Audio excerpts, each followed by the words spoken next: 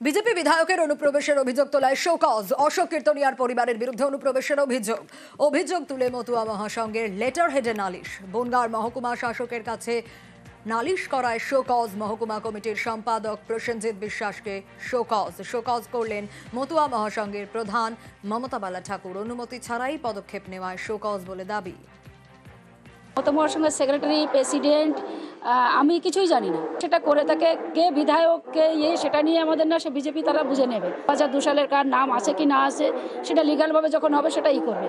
কিন্তু all India Mamata মহাসংঘের লড়াই নিঃশর্ত নাগরিকত্ব ছিল এবং সেটা মানে বড় মা বিনাপাণি ঠাকুর, গোপীকৃষ্ণ ঠাকুরের নেতৃত্বে চলেছে এবং আগামীতে আমার নেতৃত্বে এখনও ওরা চলছে। এটা এই লড়াই চলবে। তো সেখানে দাঁড়িয়ে অল ইন্ডিয়া মমতা মহাসংঘ এরকম করে যেটা করেছে প্রসেনজিৎ, সেটাকে আমরা অল ইন্ডিয়া মমতা মহাসংঘ সেটা আমরা জানার পরে শোকেস করেছি যে এটা এইভাবে করতে পারো না তুমি। শোকজ নয়, সাসপেন্ড করা উচিত ছিল বলে তো বিধায়কের। প্রসেনজিৎ বিশ্বাস যেটা বলেছিল সম্পূর্ণ মিথ্যা কথা বলেছে। মমতা বালা যিনি তৃণমূলের সাংসদ, উনি তো উদ্বাস্তুদের ভালো চায় না। উদ্বাস্তুদের যদি ভালো চেতেন, প্রসেনজিৎ বিশ্বাসের মতন একজনকে অল ইন্ডিয়া মতুয়া মহাসংঘের সাধারণ সম্পাদকের পদে রাখতেন না। কারণ এই প্রসেনজিৎ বিশ্বাসী উদ্বাস্তু পরিবারের লোকদের পদে পদে হ্যারাসমেন্ট করাচ্ছে। কিন্তু আমার ক্ষেত্রে পুরো ফলস কেসে ফেসে গিয়েছে। মমতা বালা ঠাকুরানির কাছে আমার প্রশ্ন, আপনি যদি এই সম্প্রদায়ের ভালো চেতেন, শোকজ না, আপনাকে ওকে সাসপেন্ড করলে তবে যোগ্যতম জবাবটা হতো।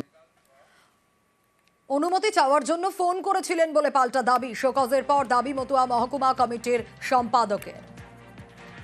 14 তারিখে সম্ভবত ডেপুটেশনটা করেছিলাম।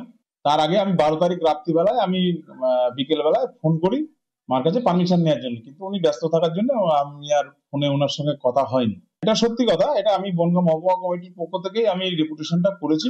আমি যেহেতু একজন আইনজীবী, দেশে যে হারে এসআইআর নিয়ে সাধারণ মানুষ ভীত সন্ত্রস্ত হচ্ছে, সেই জন্য আমি এইটাই বলতে চেয়েছি যে একজন বিধায়কের এই অবস্থা, তার বাবার নাম ভোটার লিস্টে নেই 2002 সালে, সাধারণ মানুষের কোনো ভয় নেই, এই মেসেজটা দেওয়ার জন্য আমি করেছি।